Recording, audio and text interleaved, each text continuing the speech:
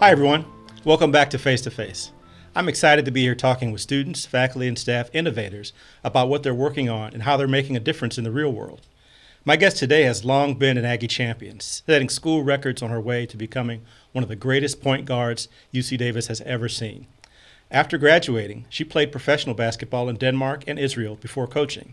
In 2004, she was recruited back to UC Davis and worked her way up through the coaching ranks, and for 10 years has led our women's basketball team as head coach. Along the way, she's had some massive achievements, including being a 5-time Big West Coach of the Year, guiding her team to their 5th straight Big West Conference championship, earning the team a spot on the NCAA tournament on 3 different occasions, including this year. Jennifer Gross, welcome to Face to Face. Thank you, Chancellor May. I really appreciate you having me, and I'm excited to catch up. Let's get started. I want to go back, way back. Tell me what led you to play basketball. What led you to play the game? Oh, I had my dad was really into basketball, and he got me and my 2 brothers involved at a young age. I grew up playing basketball against my brothers in our yard. Just that's where my competitive spirit, I think, started. I was always, I didn't want to lose to them, and they finally grew to about 6'3", to the point where I was like, yeah, we're not playing anymore, But until then, you were beating them, right? I was beating them, yeah. So my dad was the one that got me into it, and he actually, when I was growing up, there were only boys' leagues in our area, and so I grew up kind of playing with the boys. And when I was in 6th grade, my dad said, hey, we got to get more girls involved in this. And he actually started a girls' league in our area and got more girls interested in the sport. And, because of that, we ended up doing really well with my high school team. So I think it was really cool to see my dad not only open up opportunities for me, but for other girls in my area. That's a great story. Yeah. So how did you end up at UC Davis playing? Well, I was recruited to UC Davis by a couple UC Davis legends. Georgia Hohen and Sandy Simpson were the coaches at that time. And, just opened my eyes to the amazing place that UC Davis is, a place where, you can have the best of everything. You can come and have an incredible basketball experience, top-notch educational experience, and do it in a place where you're going to have so much fun and meet great people and be part of this great college town. And so, they sold me on it, and it delivered in every way. After my 4 years, I remember thinking, wow, I wish I could do this all over again. But I'm also feel really prepared to go out and conquer the world. And that's really why I wanted to come back to UC Davis, because I had such a positive experience. And I want to provide that same moment, for our players, where when they graduate, they say that was the best time of my life. I can tell you're a great recruiter. I want to come play for you now. Thank you. Do you have some eligibility left? Because I think I need a hip replacement or something first. But tell me about your time playing as a student athlete. How was that? Oh, so much fun. You asked why I came, and it was because of all those things, but really it was because of the people. And I had incredible teammates who became lifelong friends, who still to this day come to the games and support me and support the program. Every year that I was here, we advanced the program a little bit farther. We had been pretty successful in our league, but really were committed to taking steps towards playing at a championship level. And that was when the program was Division II. And so that was pretty cool. My senior year, our main goal was to make it to the Elite Eight, which was kind of like what the Final Four is for Division I. The Elite Eight was sort of the big deal, and we did it. My senior year, we got the home court advantage. We had earned the right to play at home, and had an incredible team. Sandy Simpson was the coach, and it was just like the perfect ending to my career. We got the opportunity to go to Grand Forks, North Dakota, and play in the Elite Eight. Won our first game there and got to play in the Final Four, and then our run kind of came to an end. But incredible, but I always tell our team, the wins and losses, you won't remember those 10, 15 years down the road. It's the relationships, it's the friendships, it's the memories you make in the hotel and traveling and at practice. Those are the things that you will cherish and that you will keep with you. And it's true. That's the things that I remember and that are made this experience so special for me. Yeah, I can believe it. Yeah. Now, I know a lot of point guards become coaches. Is that kind of how you got into coaching? How did you get from player to coach? Yeah, it's funny. Georgia, my coach in college, used to tell me like, oh, you should think about coaching. That would be, you'd be great at that. And I don't know why I just never really thought it was for me. I wanted to go into the business world and, get into some kind of sports marketing. And I did that for a couple of years. And I was working for a sports marketing company down in San Diego called Elite Racing that put on major marathons and half marathons. So I was still in the sports world. And I went to one of my old high school games just to check out the team. And my former coach saw me there and said, oh, tell me that you're, in town. I could really use some help.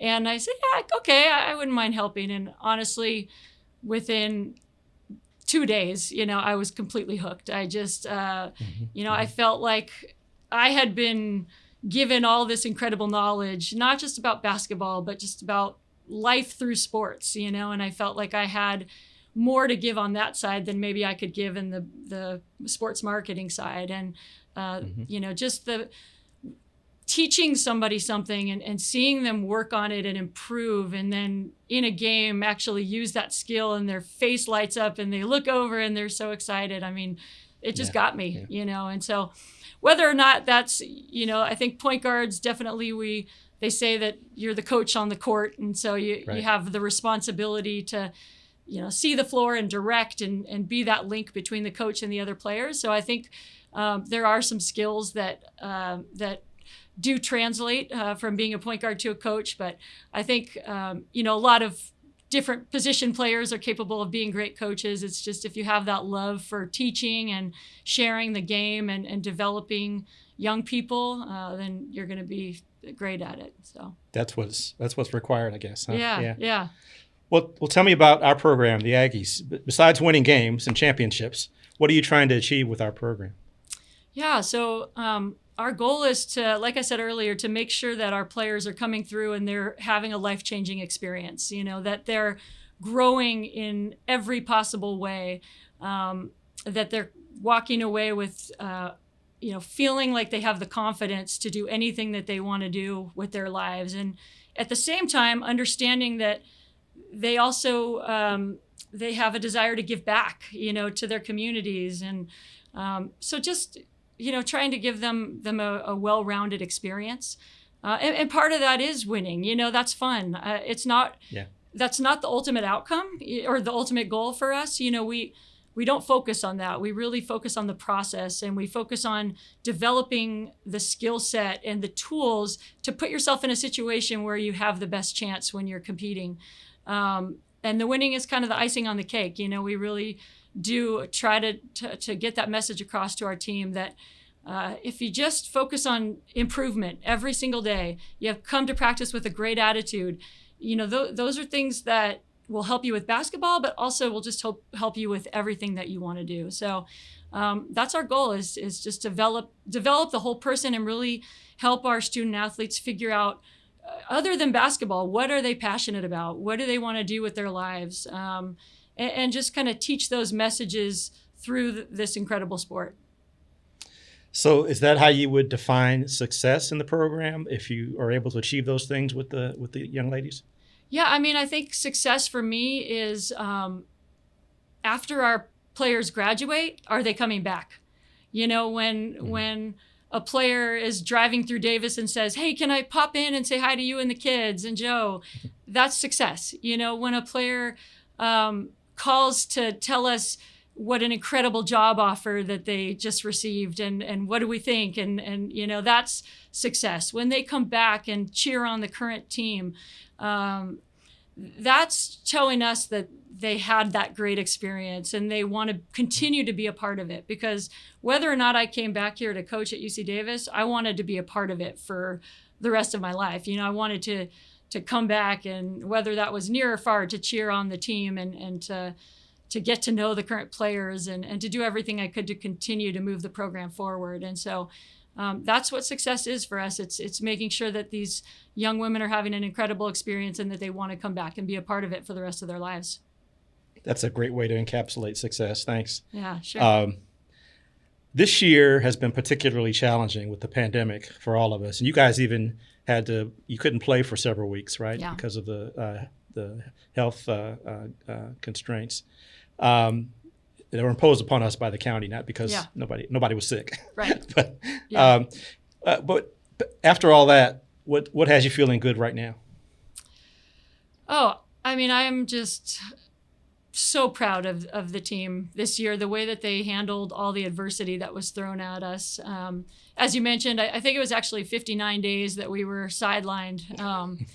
And it came at an interesting time because we had, gone through our preseason practices and training, and we actually were able to play our very first game. So as you can imagine, after 2 months of playing against each other and practicing every day, the players are really excited to get to the games. That's the fun part.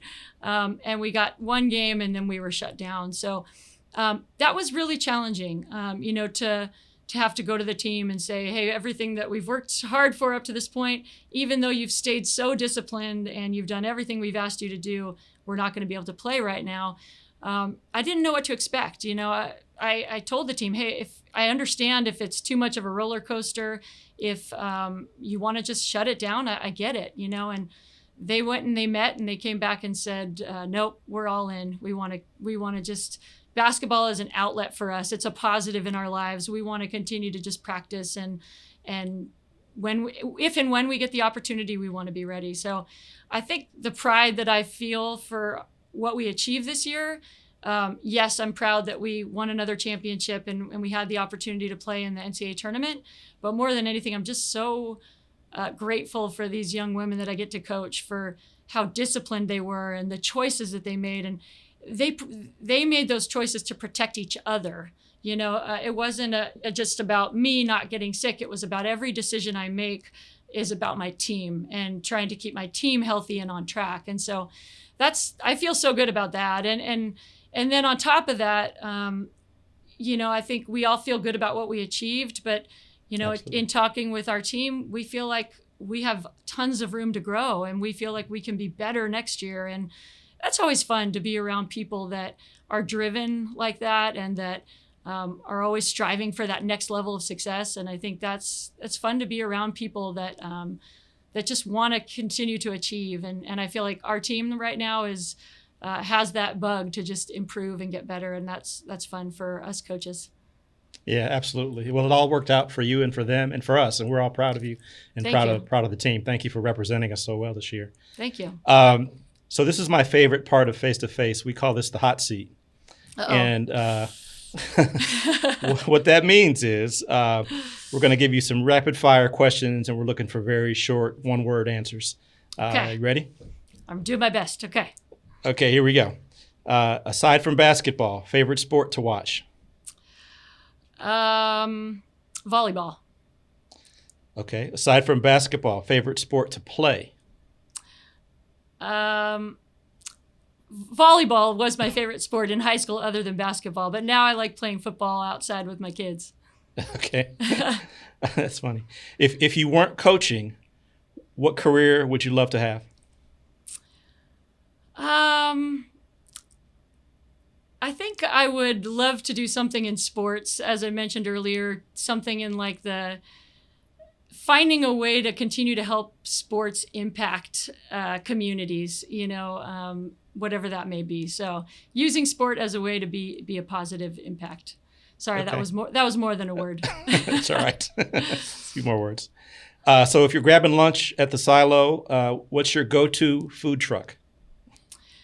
Oh, I don't go to the Silo very much. I'm sorry. I go to the MU a little bit more. I like the sushi at the MU and Okay.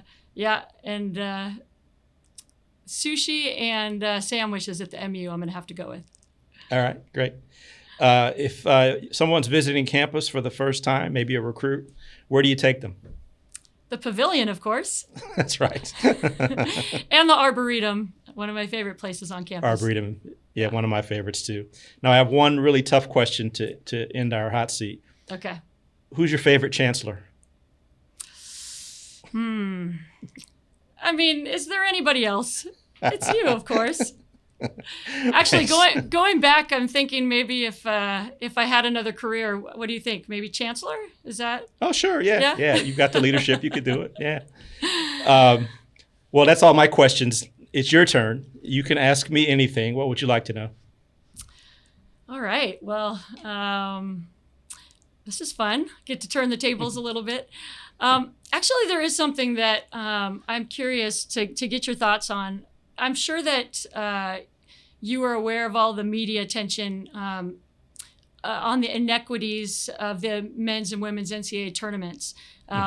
Things like the weight room and the tournament gifts and the meals even. And recently, actually, Dawn Staley, who's the coach of South Carolina and the head coach for Team USA, wrote an op-ed just about how our sport is really gaining a lot of momentum and there's renewed interest, but we really need people to invest in women's basketball. And right. I guess my question to you is just, what were your thoughts when you saw those social media posts kind of highlighting the disparities between the tournaments? And I guess the second question then would be, how can we at UC Davis be a leader in promoting women's sports and really helping to fight for equity? Yeah, those are great questions. And I guess the first answer, I was shocked when I heard about all the disparities. I was really proud of Coach Staley for speaking out and what she wrote. You and I talked about it. I think I called you at the time to see how it was impacting our team. I think, it's hard to believe that, in 2020, 2021, we're still having these discussions, right? Yeah. So I think it's important for UC Davis to make sure we're vigilant and make sure we're promoting all of our student athletes equally and, to the highest level. One thing we have here, as you know, is we have a DEI officer within intercollegiate athletics, and I think that person, Dwight, will be able to help us make sure that we're monitoring things and taking care of all of our student athletes and properly promoting the women's sports as we do the men's sports. And I have a policy that if anything ever looks uneven or not right to you, I want you to make sure you feel free to let me know, because we want to make sure that our students get the best experience possible at UC Davis. So yeah, great, thank you. All right, and one final question for you. Okay. I know that you and Lachelle are avid UC Davis athletics fans, often seen yelling at refs on the courtside seats at men's and women's basketball games. So I guess first question is, what's your favorite part about attending at UC Davis athletics events? And then secondly, do you have any specific rivalries with other chancellors or presidents at other universities that just kind of feels a little extra good when we get that dub? Yeah, well, I like to be, we sit courtside on the baseline, and we just like to be close to the action and being able to support the athletes and let them hear us and kind of see what they're seeing and feel what they're feeling. I do occasionally like to give the referees a little bit of advice. You do an excellent job with that, yeah. Because, everyone needs some help every now and then. I think Lachelle likes to be able to cheer loud so that the students can hear us. In terms of rivalries, I think it's always good to beat another UC. So whenever we can take care of one of the UCs in the Big West Conference, that gives me bragging rights. But as you probably know, I went to UC Berkeley for graduate school, and we haven't played UC Berkeley since I've been chancellor. But I would love to play them and beat them, because that would be unbelievable opportunity for me to talk trash for a long time. Nice. So. Okay, we'll see what we can do about getting them on the schedule for you. Okay. All right. Great. Well, thanks, Jen. And I want to thank all the viewers for watching. We'll see you here next time on Face to Face. We had a great experience here with Coach Gross, and we hope to have another wonderful guest next time. Go Ags. Thank you. Go Ags.